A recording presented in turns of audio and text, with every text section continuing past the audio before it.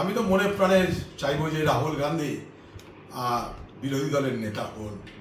ব্যাপার হচ্ছে যে আজকে ভারতবর্ষে মোদিকে এইভাবে মোকাবেলা করে এই যে উত্থান কংগ্রেসের, তার নেতার নাম রাহুল গান্ধী, যিনি একদিকে কন্যাকুমারিকা থেকে কাশ্মীর, আরেকদিকে মণিপুর থেকে মহারাষ্ট্র, কোথাও পদযাত্রা কোথাও বাস যাত্রা যেটা করেছিলেন, এটা ঐতিহাসিক এবং পৃথিবীতে এই ধরনের কোনো উদাহরণ আছে বলে আমার জানা নেই। তাই রাহুল গান্ধীর নেতৃত্বেই আজকে কংগ্রেসের এই উত্থান।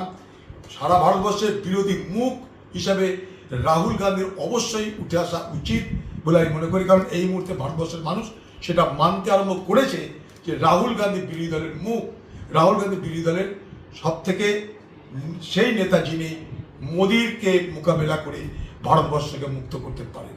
কারণ রাহুল গান্ধী প্রমাণ করে দিয়েছেন, শুধু ভারতবর্ষের মানুষের কাছে নয়, সারা বিশ্বজুড়ে এটা আলোচিত যে মোদি এখন ডিক্লাইনিং হচ্ছে, রাহুল গান্ধী এখন উপরে উঠছে। এটা ভারতবর্ষে শুধু না, পৃথিবীতে এটা আলোচিত বিষয়। তা আমরা তো চাইবই যে রাহুল গান্ধী বিরোধী দলের নেতা হন। এবং প্রধানমন্ত্রী কি হবে নেক্সট মোদির পর? সেটা তো পরের কথা। আমরা তো চাইবো রাহুল গান্ধী হোক, এদের বলা কোনো অপেক্ষা রাখে না। বহরমপুরের যে নির্বাচন হয়েছে, এই নির্বাচনে আমার জয় নিশ্চিত ছিল। রামনবমীর উৎসব পর্যন্ত আমার জয় নিশ্চিত ছিল, আর সেটা মমতা ব্যানার্জি বুঝেছিলেন এবং বুঝে তার প্রয়োজন হয়েছিল একটা দাঙ্গা করার।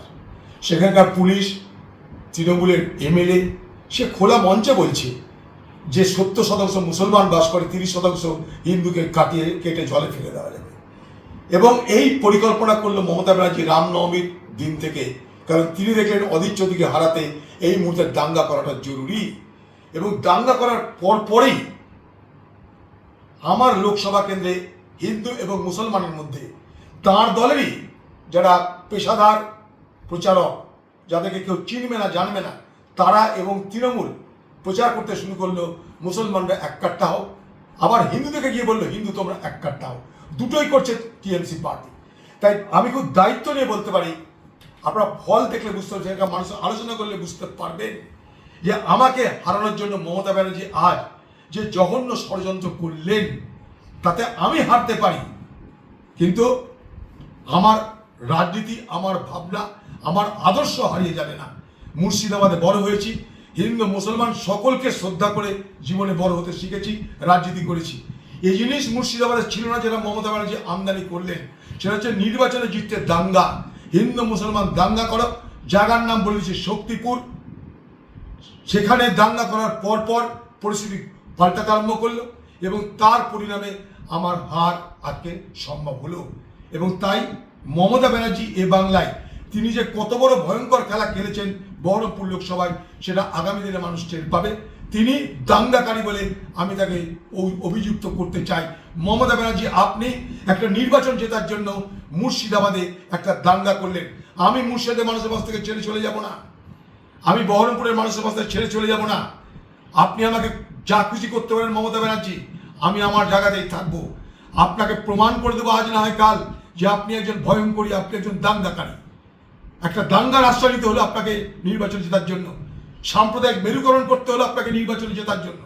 এবং সেটা আপনি নির্বাচনের আগেই আপনি বলে দিয়েছিলেন, এরপরে দাঙ্গা হলে আমি জানি না। এবং আপনার যে এমএলএ যে খোলা মঞ্চে বলছে যে 70% মুসলমান, 30% হিন্দুকে জলে ভাসিয়ে দিতে পারে, তার এই মন্তব্যের জন্য তাকে একটা আপনি তার বিরুদ্ধে একটা নিন্দা প্রস্তাবও করেননি, একটা নিন্দাও করেননি। শুধু তাই নয়, সেই এমএলএ আজকে বলছে, আমি তো মনে প্রাণে চাইবো যে রাহুল গান্ধী বিরোধী দলের নেতা হন।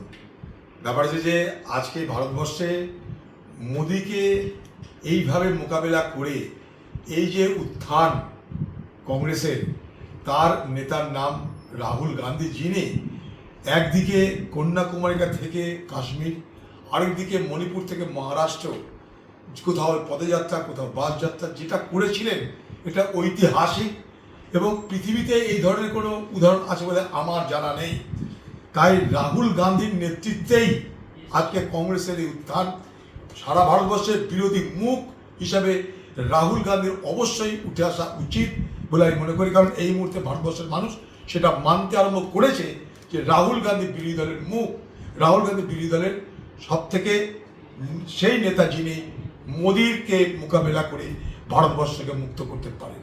কারণ রাহুল গান্ধী প্রমাণ করে দিয়েছেন, শুধু ভারতবর্ষের মানুষের কাছে নয়, সারা বিশ্বজুড়ে এটা আলোচিত যে মোদি এখন ডিক্লাইনিং হচ্ছে, রাহুল গান্ধী এখন উপরে উঠছে। এটা ভারতবর্ষে শুধু না, পৃথিবীতে এটা আলোচিত বিষয়। তা আমরা তো চাইবই যে রাহুল গান্ধী বিরোধী দলের নেতা হন। এবং প্রধানমন্ত্রী কে হবে নেক্সট মোদির পর? সেটা তো পরের কথা। আমরা তো চাইবো রাহুল গান্ধী হোক, এতে বলা কোনো অপেক্ষা রাখে না। বহরমপুরের যে নির্বাচন হয়েছে, এই নির্বাচনে আমার জয় নিশ্চিত ছিল। রামনবমীর উৎসব পর্যন্ত আমার জয় নিশ্চিত ছিল, আর সেটা মমতা ব্যানার্জি বুঝেছিলেন এবং বুঝে তার প্রয়োজন হয়েছিল একটা দাঙ্গা করার। সেখানকার পুলিশ, তৃণমূলের এমএলএ, সে খোলা মঞ্চে বলছে যে 70% মুসলমান বাস করে, 30% হিন্দুকে কেটে জলে ফেলে দেওয়া যাবে। এবং এই পরিকল্পনা করলো মমতা ব্যানার্জি রামনবমীর দিন থেকে, কারণ তিনি দেখলেন অধীর চৌধুরীকে হারাতে এই মুহূর্তে দাঙ্গা করাটা জরুরি।